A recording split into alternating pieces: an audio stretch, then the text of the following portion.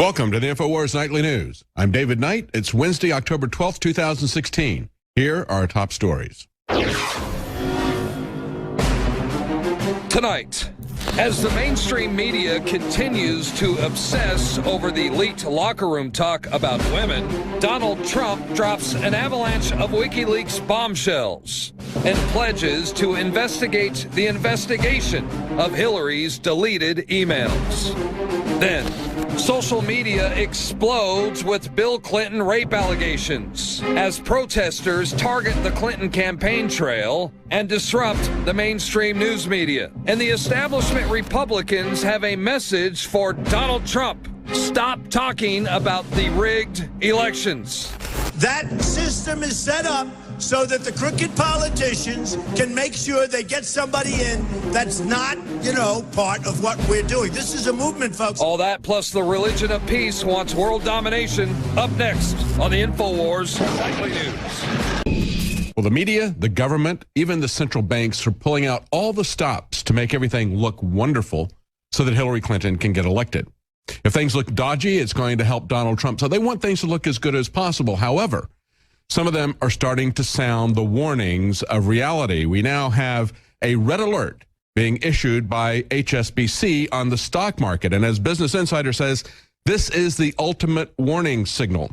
Now, Murray Gunn, who's head of technical analysis for HSBC, has said that he has turned on a red alert for an imminent sell-off in stocks given the price action over the past couple of weeks. And of course, it's not just HSBC, but it's also Citibank's Tom Fitzpatrick has also highlighted the market's similarities to the 1987 crash, and he did it just a few days ago.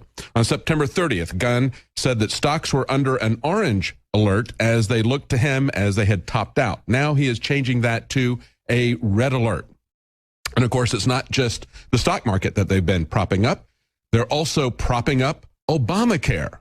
Now, you've heard many times people talking about how much trouble the Obamacare exchanges are and how they're going to delay letting people know how their premiums are going to skyrocket.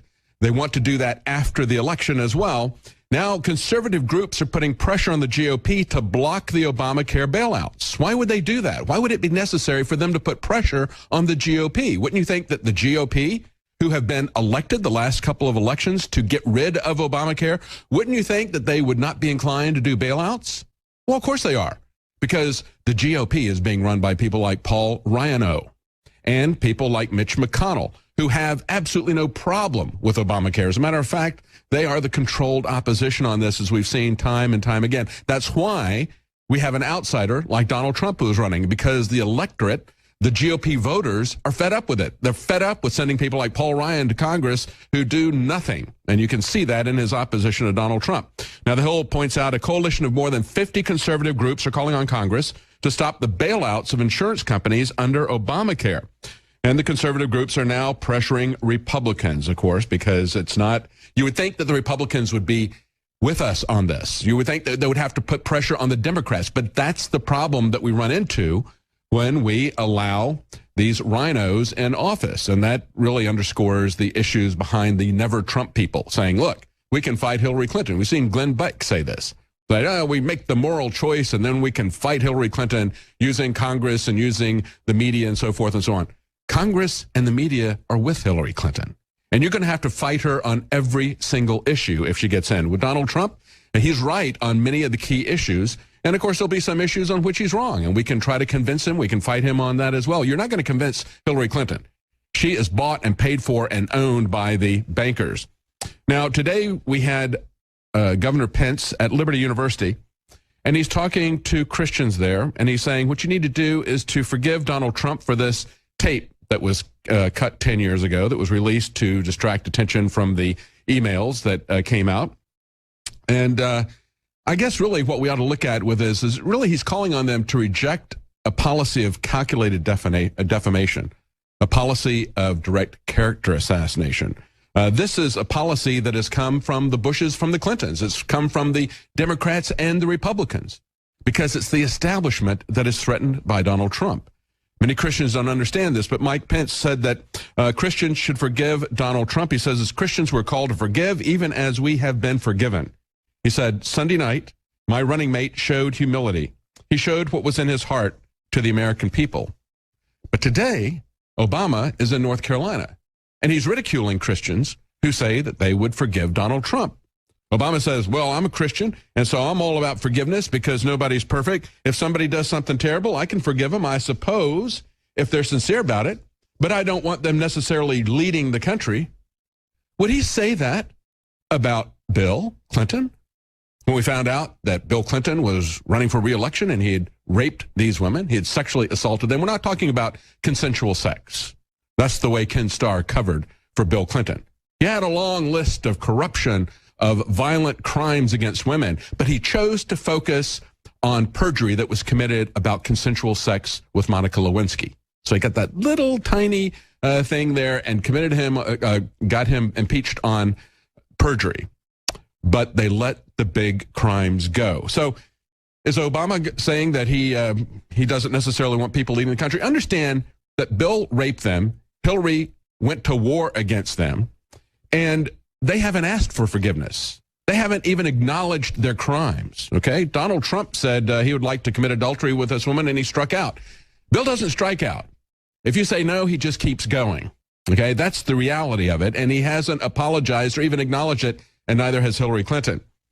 And there was an article from the AP today asking, why do evangelicals prefer Donald Trump to Hillary Clinton? And a couple of evangelical leaders have come out and said, well, that's it. I don't like what he had to say. I don't like the fact that he wanted to commit adultery. I don't like the language that he's using, so I'm not going to support him.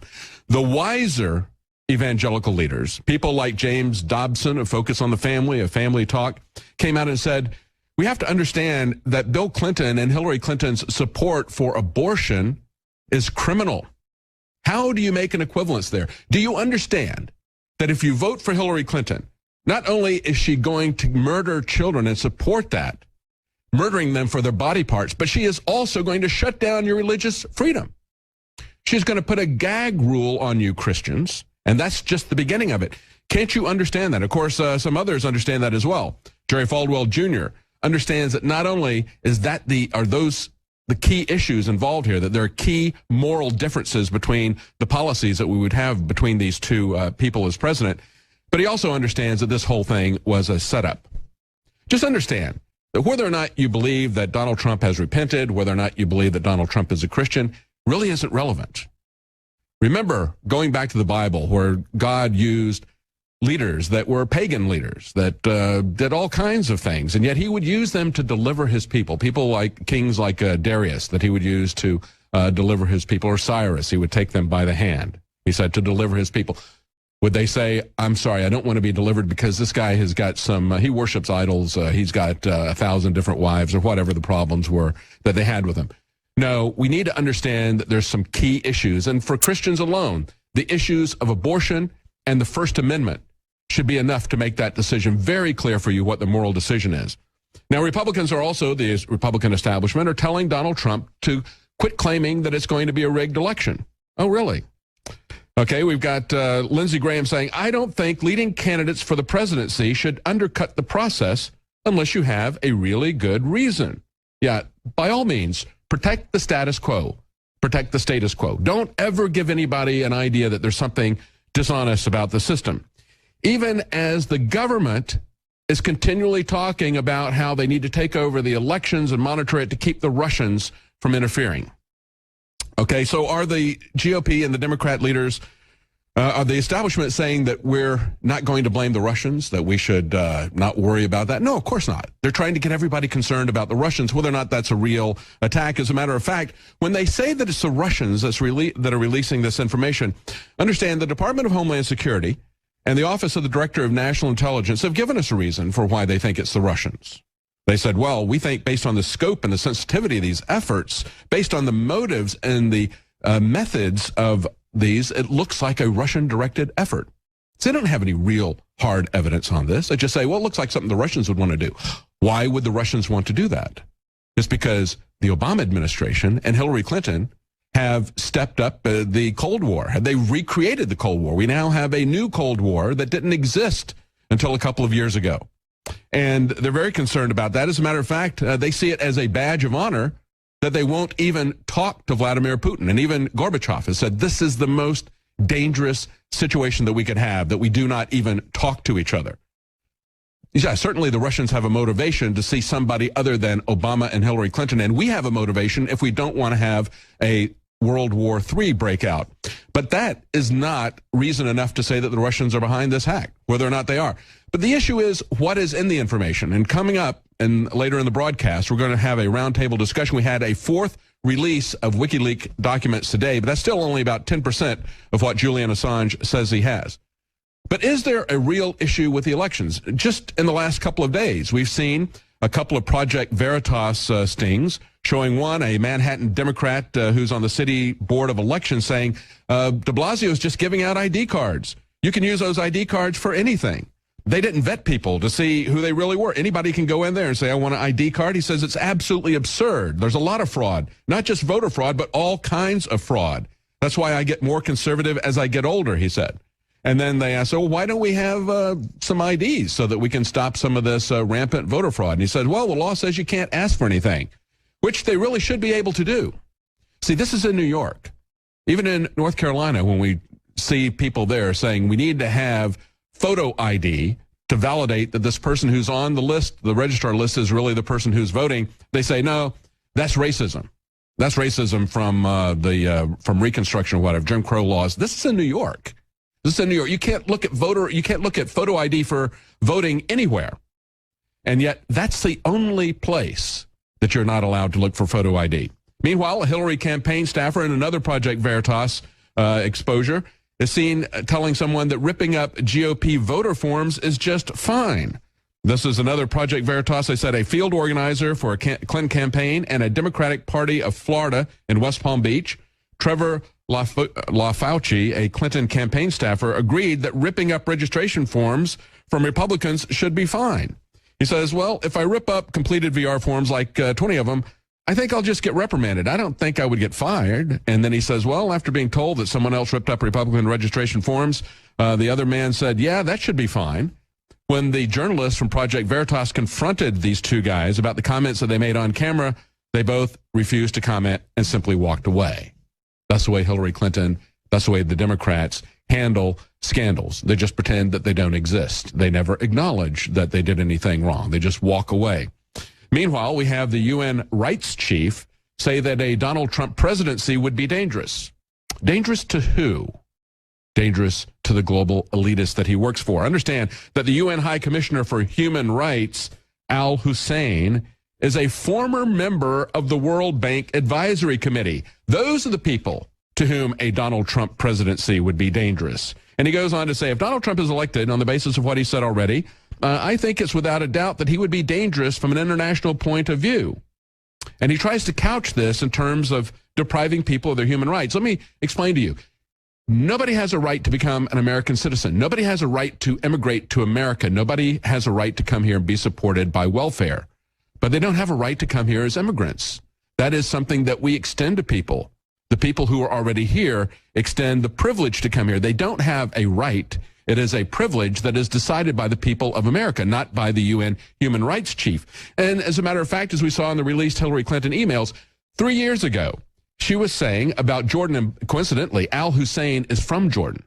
And so she was talking about the Syrian refugee situation 3 years ago, vis-a-vis Jordan, and she said, well, in Jordan, they can't possibly vet all those refugees, so they don't know if jihadis are coming in with the legitimate refugees.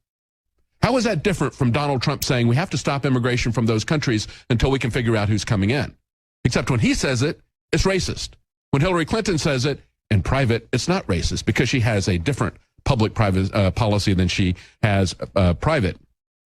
Understand that Donald Trump nailed it when he went back to these emails that have come out. We've seen what Hillary Clinton has said about the global governance, the corporate governance. And Donald Trump said this, to sum it up. He said, this criminal government cartel doesn't recognize borders, but believes in global governance, unlimited immigration, and rule by corporations. That's precisely what we see with the open borders, with the managed trade, managed by an international committee that's not elected or accountable to any of the countries that are that have representation, and not representation, but membership in these trade treaties. Finally, we have to understand the true risk that is involved in open borders, not only destroying the country, but endangering our people. We We have a U.S. cardinal saying that Islam desires world conquest and we're easy prey. This is a story from the New American. They start out with a quote from Gaddafi back in 2006. Muammar Gaddafi said, "We have 50 million Muslims in Europe. There are signs that Allah will grant Islam victory in Europe. Without swords, without guns, without conquest, we will turn it into a Muslim continent within a few decades." Now, that was 10 years ago. Muammar Gaddafi said that. Now, the Cardinal Raymond Burke, said in an interview with an Italian newspaper, Muslims have as their ultimate goal conquest and power over the world. They want a worldwide caliphate. They will accept nothing less. Anything less than a worldwide caliphate is a repudiation of their religion. And you have to understand, their religion is a theocracy. A theocracy. That's why it should be anathema to anyone, regardless of whether they're Christians or atheists or Buddhists or Hindus or whatever. Anyone who supports democracy, republics, anyone who supports the kind of governments that we have throughout the West should be absolutely afraid of the kind of theocracy that the Muslims are going to enact, the Sharia law that's going to come with that. Now, this former cardinal said several times, I have heard Islamicists explaining, what we have failed to do with weapons in the past, we are doing today with birth rate and immigration. The population is changing. If this keeps up in countries like Italy, the majority will be Muslim. Of course it will be. Italy used to have the highest birth rate of any of the European countries. Now it's down to 1 child per family, while the Muslims that come in are having 4 to 5 children. The Muslims are doubling in population, and the Italians are cutting in half each successive generation. Stay with us when we come back. We're going to be talking about more of those WikiLeaks releases that happened today, the 4th release. We'll be right back. I was raised a practicing Muslim and remained one for almost half my life. I attended madrasas, that is Islamic schools, and memorized large parts of the Quran. As a child, I lived in Mecca for a time and frequently visited the Grand Mosque. As a teenager, I sympathized with the Muslim Brotherhood. At 22, while my family was living in Kenya, my father arranged my marriage to a member of our family clan, a man that I had never met. I ran away, made my way to Holland, studied there, and eventually was elected a member of the Dutch Parliament. Now I live in the United States. In short, I have seen Islam from the inside and the outside. I believe that a reform of Islam is necessary and possible, and only Muslims can make that reform a reality. But we in the West cannot remain on the sidelines as though the outcome of this struggle has nothing to do with us. If the jihadists win and the hope for a reformed Islam dies, the rest of the world will pay a terrible price. The terror attacks in New York, London, Madrid, Paris, and many other places are only a preview for what's to come. For this reason, I believe that it's foolish to insist, as Western leaders habitually do, that the violent acts committed in the name of Islam can somehow be divorced from the religion itself. For more than a decade, my message has been simple. Islam is not a religion of peace. When I assert this, I do not mean that Islamic belief makes all Muslims violent. This is manifestly not the case. There are many millions of peaceful Muslims in the world. What I do say is that the call to violence and the justification for it are explicitly stated in the sacred texts of Islam. Moreover, this theologically sanctioned violence is there to be activated by any number of offenses, including, but not limited to, adultery, blasphemy, homosexuality, and apostasy, that is, to leave Islam. Those who tolerate this intolerance do so at their peril. As someone who has known what it is to live without freedom, I watch in amazement as those who call themselves liberals and progressives, people who claim to believe so fervently in individual liberty and minority rights, make common cause with the forces in the world that manifestly pose the greatest threat to that very freedom and those very minorities.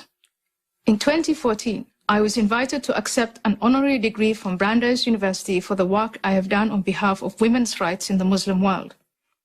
That invitation was withdrawn after professors and students protested my criticism of Islam. My subsequent disinvitation, as it came to be called, was no favor to Muslims, just the opposite. By labeling critical examination of Islam as inherently racist, we make the chances of reformation far less likely. There are no limits on criticism of Christianity at American universities or anywhere else for that matter. Why should there be of Islam? Instead of contorting Western intellectual traditions so as not to offend our Muslim fellow citizens, we need to defend both those traditions and the Muslim dissidents who take great risks to promote them. We should support these brave men and women in every way possible. Imagine a platform for Muslim dissidents that communicated their message through YouTube, Twitter, Facebook, and Instagram.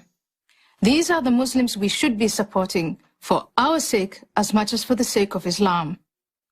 In the Cold War, the West celebrated dissidents such as Alexander Solzhenitsyn, Andrei Sakharov, and Václav Havel, who had the courage to challenge the Soviet system from within. Today, there are many dissidents who challenge Islam, but the West either ignores them or dismisses them as not representative. This is a grave mistake. Reformers such as Tawfiq Hamid, Asra Nomani, and Zuhi Jasser, and many others must be supported and protected. They should be as well known as Solzhenitsyn, Sakharov, and Havel were in the 1980s. If we do in fact support political, social, and religious freedom, then we cannot in good conscience give Islam a free pass on the grounds of multicultural sensitivity.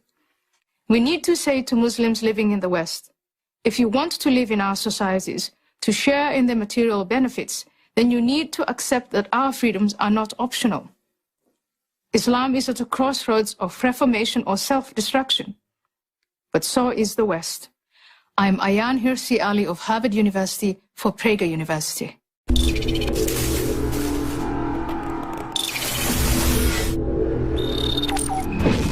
Ladies and gentlemen, thank you so much for joining us. Danny Williams, now of Hot Springs, Arkansas, grew up in Little Rock there at the Capitol, where his mother reportedly met the governor, Bill Clinton, is here with us. I remember interviewing your aunt back in the late 1990s, church lady, many years, hard worker, great record. You yourself got 3 children, no record, hardworking guy. I think your story is very, very credible. We're going to walk through it, talk about it today, but thanks for coming to Austin, Texas, sir.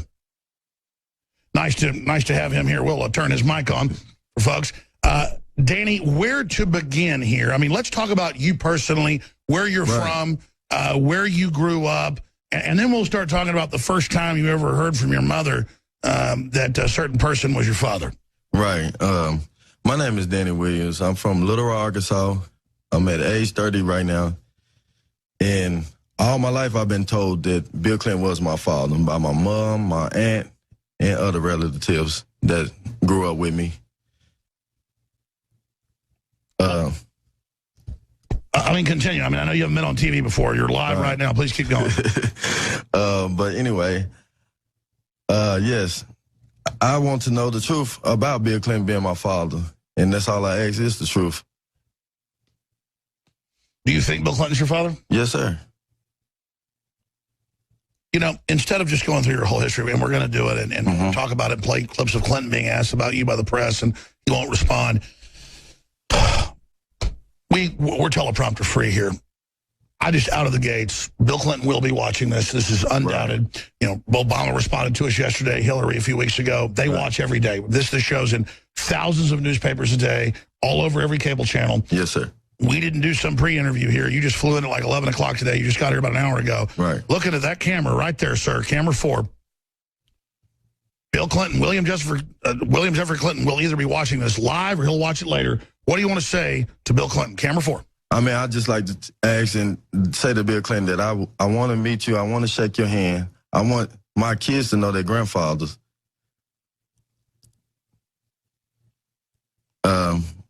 And I like to just, I like to just meet them, get to know them, and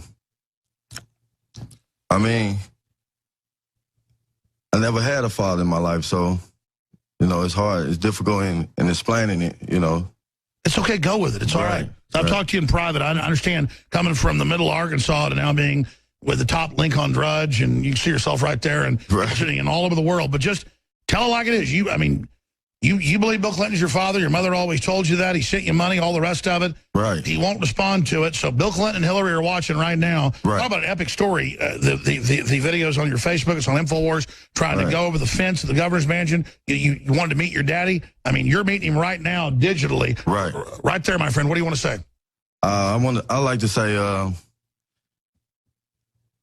my name is Danny Williams. I like to just say, you know, I want to be able to experience that, having a father in your life, you know what I'm saying? And now I got kids of my own. I want my kids to know their grandfather. They ask me all the time, who's your dad, you know?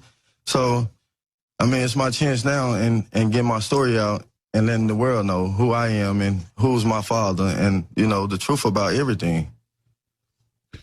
Well, the Daily Mail has the headline, Bill Clinton's grandkids, you know, will he look into meeting with them?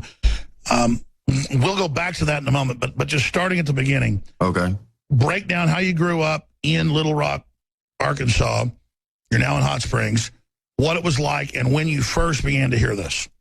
Okay. Well, growing up in Arkansas, it was like everybody knew. Everybody, you know, they'd say, that's Bill Clinton's son. And everywhere I go, you know. So, I mean, growing up, it was rough growing up. I mean, we barely was making it. We was broke. I mean, my aunt, she worked 2 jobs trying to raise us, me and my little brothers and sisters. I mean, everybody in Arkansas at the time, I was coming up, knew about me being his son, preachers and all. So I just want to be able to just, you know, have this chance and get myself out and explaining who I am and why am I facing the world today to reach my father.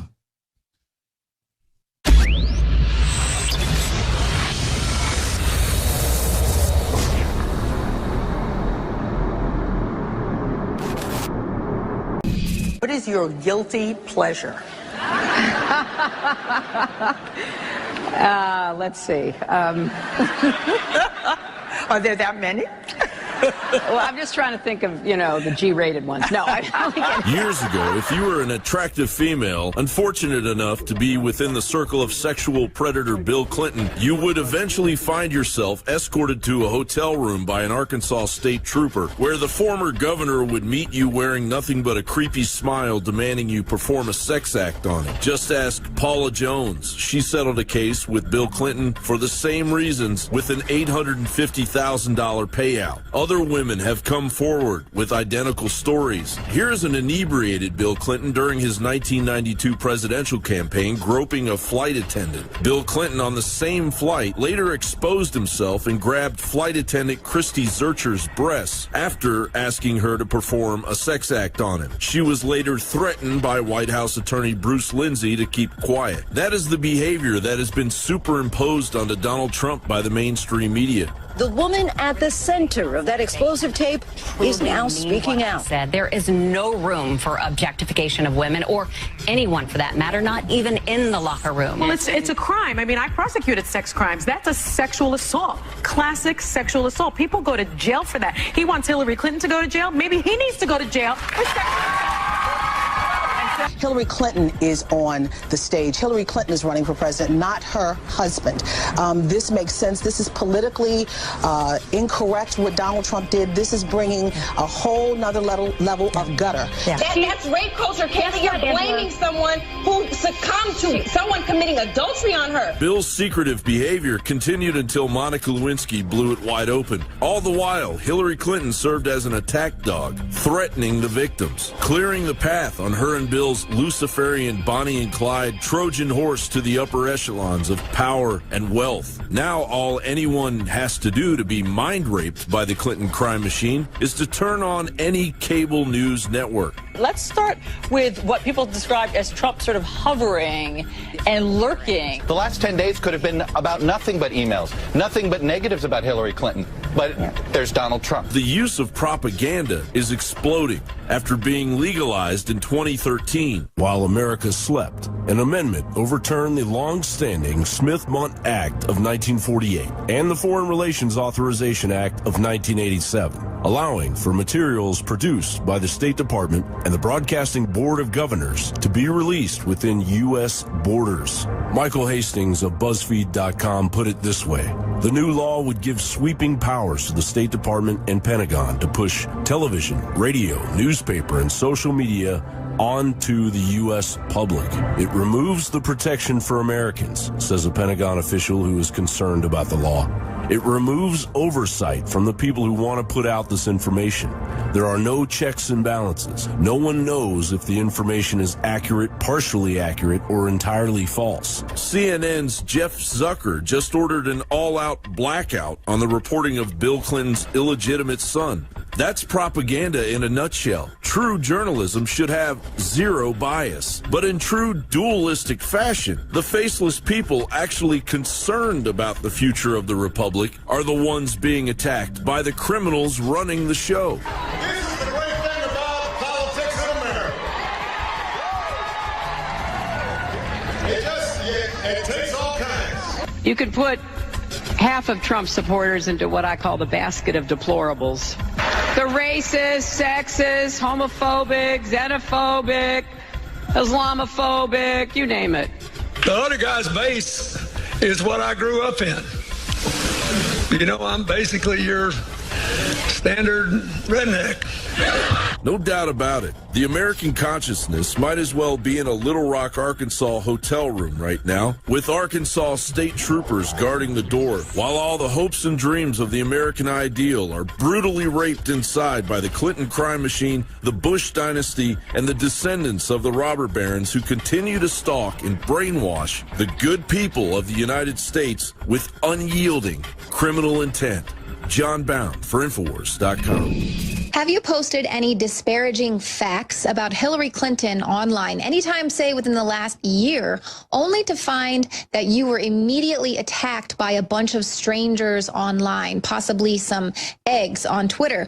Well, never fear. It's not as if Hillary Clinton just has a massive amount of authentic support out there. These are actually manufactured trolls. It's an AstroTurf outrage machine of these paid trolls. It's part of a program called Breaking Barriers.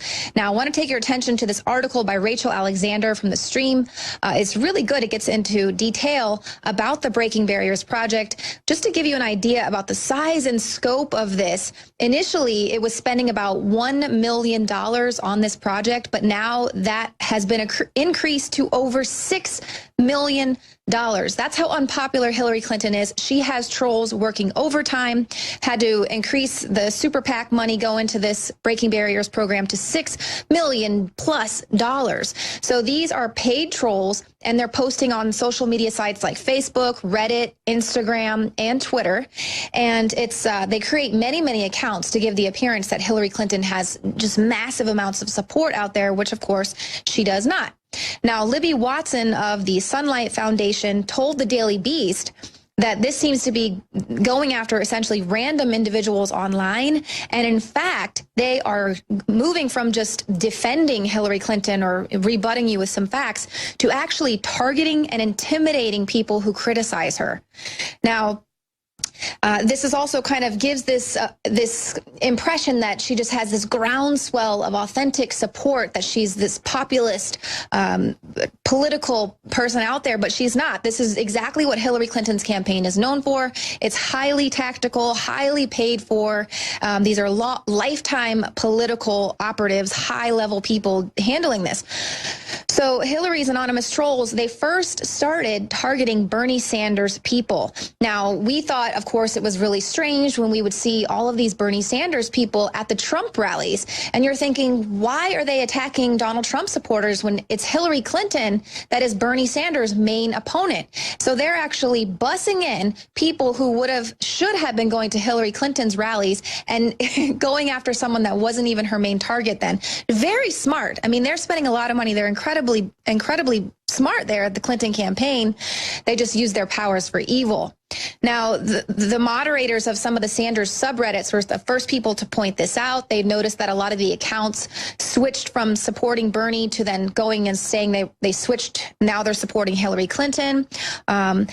They also, you'll recall, there was that whole Bernie bro movement, and a lot of women online were saying, oh, these Bernie bros, they're so terrible, they're racist and they're sexist males, and they're coming after us. Who are these Bernie bros? Turns out the Bernie bros were actually a part of this Breaking Barriers program, and they were created by these fake accounts in order to give this impression that Bernie Sanders supporters were just young, racist, sexist. Where have we seen this before? This is exactly what was coming with the whole Pepe the Frog meme, and how everyone on the alt-right and all these people, racist, sexist, homophobic, Islamophobic. So I can almost guarantee that a lot of these Pepe memes were generated by these paid operatives as part of the Breaking Barriers program. Now, they also, Reddit, a lot of people there in Reddit were able to prove that they were actually Clinton staffers who are running a lot of the subreddit, The Donald, and they outed them. They actually were able to prove that they created a lot of fake websites, registered a PAC called Feel the Burn. You'll recall we reported on a video that showed young Hispanic children using profanity in reference to Trump. They were beating a piñata image of him. Well, it appeared that came from the Sanders campaign when it didn't. They even included a link to the Sanders campaign to give it the authenticity that Bernie Sanders and his supporters had put this ad out that was targeting Trump. Well, it turns out they looked in the source codes in this website, and it was actually a leftover from another site called Bill for First Lady 2016. It was created by a Clinton staffer. So this tactic is nothing new to the Hillary Clinton campaign. They've been using anonymous trolls at least as far back as 2007, creating these fake accounts to make it appear as though she had more support. Robbie Mook, who she brought on as one of her campaign managers, actually started a listserv in 2009 called Mook's Mafia, so he could share political information and come after Republicans. So this is the kind of tactics she's wanting to do, a Linskyite, anything to win. But just know, any of you trolls out there creating these fake accounts, you are creating an online footprint that isn't going to go anywhere. Anyone smart enough to look at the source code is going to be able to find you out forever. Welcome back. Joining me now are Margaret Howell and Leanne McAdoo to take a look at the latest WikiLeaks releases. Now, it was just yesterday we had the third batch. Today, starting about 7:30 this morning, WikiLeaks released another 1,193 emails, and this brings the total of about 6,500 emails out of approximately 50,000. So they're coming at a very quick pace now, but it has to do that because we're still only about 10% of what he says he has. 26 days out, and we're seeing how much we're having to struggle to get the media to even give this 15 minutes of time. Which is, I wish he had started this process earlier, but I believe last week when he said he was going to release these emails, I really did believe he's going to release them in his own time. And now it is starting to come out fairly quickly. And it's difficult even now for the press to go through and to vet all of the stuff that's coming out so quickly. Because again, today it was another 1,200 emails that came out. Well, not only that, but you know what we're understanding because of these, you know, David, they want us compliant and dumb. They don't want us to question anything. Saudi Arabia is supporting terrorism. Oh, that's a shocker. They're also Clinton Foundation donors, and a trove of things that were very speculative. They're now being confirmed. And it's remarkable that yet the mainstream media isn't even putting this front and center, because this is of critical importance to any voter 26 days out. And the fact that they want us compliant and dumb is a big deal. I know Alex talked about that yesterday. And then today we're seeing a realization that, oh yeah, by the way, they also try to infiltrate religious organizations like the Catholic Church. They want this progressive revolution. They want to see the deterioration of faith in this country. And it's remarkable that we're, aside from Reddit and other sources, we're the only ones talking about this. Yeah, exactly. Yeah, what's developing is we're seeing the real difference between the private advocate and the public face of Hillary Clinton and the media as well. And let's talk about this in terms of some categories, because what we've got, you mentioned some of the issues out there. We've got really several different broad categories. We've got the collusion of the media that we can see in these emails. We've got government collusion between the Clinton campaign, between the Obama administration, the Department of Justice, the State Department, so forth and so on. Then we have the calculated lies and the conspiracy plans in terms of things like the takedown of the Catholic Spring, as they're calling it, you know, attacking Catholics. And then we see how she is the bankster's friend, you know, coming out and talking about how she shares their goal, their ambition, their dream of a one-world government, beginning with a hemispheric North American Union. She doesn't use the term North American Union, but she defines it in every aspect. Let's look at the first category here, media collusion. Now, we've seen all of these different media outlets that are not only sending her questions before a town hall, the exact question they had. Verbatim. Verbatim, the exact question, so she could prepare focus group, create responses to that and test that with her focus groups to come back and say, well, this is what I think about the death penalty. That was one example. Then giving them editorial giving her editorial control over the interviews, which quotes will be included and so forth. Many other things. Well, yes, and something else that I thought was pretty interesting was how we're always seeing how she's giving these interviews. A few days after her collapse, she came out, but she wasn't on camera, and it was a telephone interview, and she just sounds so lovely and nice. Chris Hayes, actually, here we find out that he, in this pre-taped interview, he had sent out a question, and so she's reading off of a script. That's why she does these telephone interviews without a camera present, because she's got the question right there and she's reading off a script. And we also know from these WikiLeaks that Chris Hayes is one of her surrogate there in the media. So he's very friendly to her. Yeah, even to the extent that they say, can we survive not answering questions from the press? And she went she went about 80% of through the campaign not having a single press conference. And now she supposedly is having press conferences, if you can call these press conferences. They are press releases. They're PR events, okay, that with collusion, as we see between the mainstream media and with Hillary Clinton. That's the other part of what we see here. So, first of all, they shut down anybody who's going to ask any real questions, and then they work very tightly with these different organizations. The New York Times, the Boston Globe. How are we going to increase her presence? Okay, the Washington Post bureau chief.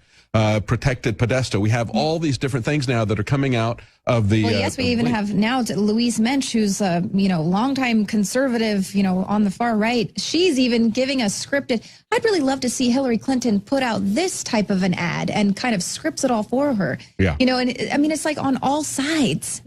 So then we look at the government collusion. We know that the media is in her pocket, okay? But look at the government collusion. These are some of the headlines that have come out just in the last couple of days off of just the top of the Drudge Report. This isn't even digging down deep into all of the emails. The Clinton camp appeared to have contacts with the Department of Justice on the email case. At the same time, the State Department is coordinating the email release with the Clinton campaign. And then we see the White House says, oh, no, there wasn't any collusion between us, okay? And yet we see that the media staffers are discussing which ones are going to release and which ones are going to delete. How do they get the power to do that if there's no collusion with the Justice Department? We see that they had immunity deals with Cheryl Mills and others. They had to give them immunity before they would agree to turn over their laptops. They knew that it had incriminating information there. They demanded that they get immunity deals, and that the government doesn't ever do that with anybody else. They just come in and take what they know has criminal information on it. They've done that with whistleblowers. They've done that with former CIA director. But with Hillary Clinton, it's a different set of rules. Not only did they give Cheryl Mills criminal immunity, they also gave the two techies that set up Hillary Clinton's email server criminal immunity as well in an unprecedented way. And they said any FBI agent looking at this case, if you talk about it publicly, you will be censored. You could possibly lose your pensions over this. I mean, it was like they were protecting her and not even the agents examining the case. It was very unprecedented, David. Well, when you look at the way they do the immunity, always in the past, they would give immunity to the people who are lower down, like the tech people you just mentioned. They would do that so they could get the people higher up. They would keep rolling them up. They didn't do that this time, and they didn't do that 20 years ago with Charlie Tree and the issues with campaign money laundering for the Clintons. They gave him immunity, and then they didn't prosecute him or anybody else. They got the information. They knew that it was crooked. They knew it was money laundering, but nobody went to jail. And the same thing is happening here. They give them immunity so that nobody goes to jail, but they don't use it to get convictions against anyone. Right. And what we are seeing, thanks to these WikiLeaks, is just how corrupt, how rigged the entire system is. It's a rigged reality. But they are painting it as if we can't look at what is inside of the hack, what information is being revealed. We just have to be scared because it's the Russians and they've hacked in, and how dare they get this information. Wasn't it just a few years ago they were all convincing us, well, hey, if you've got nothing to hide, shouldn't be worried about see something, say something. In your email. Right. Unless you have something that's criminally, that makes us liable, then of course we will prosecute. I think it's hilarious that Julian Assange has come out the criminal in this. And I was looking at the Twitter war that was happening in between WikiLeaks and the Clinton camp this morning. And this Brian Fallon, who's responsible for representing the Clinton campaign, he says the media needs to stop treating WikiLeaks like the same as if it's a FOIA request. So FOIA would be the legal channel, the Freedom of Information Act channel to go through. Assange is colluding with the Russian government to help Trump. Oh, really? Yeah, let's look at the evidence that they have for that. No evidence. This is Homeland Security and the Director of National Intelligence. And here's what they say. This is why they say it's the Russians. They say, well, we believe, why? Based on the scope and sensitivity of the efforts, that only Russia's senior-most officials could have authorized these activities. It's consistent with the methods and the motivations of Russians. In other words, the Russians would like to see this information out there. Therefore, the Russians did it. Right. They don't know. And yet we see at the same time, we see Obama and Hillary saying, we're going to go to war against anybody that hacks our information. And you see Obama putting this threat out there, physical threats, threats of sanctions, threats of war to the Russians based on the fact that, well, we think that you have a motivation to do this. Why? Because the Clintons and the Obamas started the Cold War, restarted the Cold War. That's why they say they've got the motivation to do this. Right. Well, and it's very interesting how even Donna Brazile is tied up in this. She was obviously the one that forwarded along that town hall question to Hillary Clinton. She says she's choosing not to view any of the emails because they were hacked. She's going to take the moral high ground and not see look no at any evil, of these. hear no evil, yeah. speak no evil. And she says this is exactly what the Russians intended to do, and they're doing it. And I think that's really key because we have a lot of these never-Trumpers that are totally okay with blaming it on the Russians with no evidence because it's their candidate that they want to protect. But this isn't going to end with this election cycle.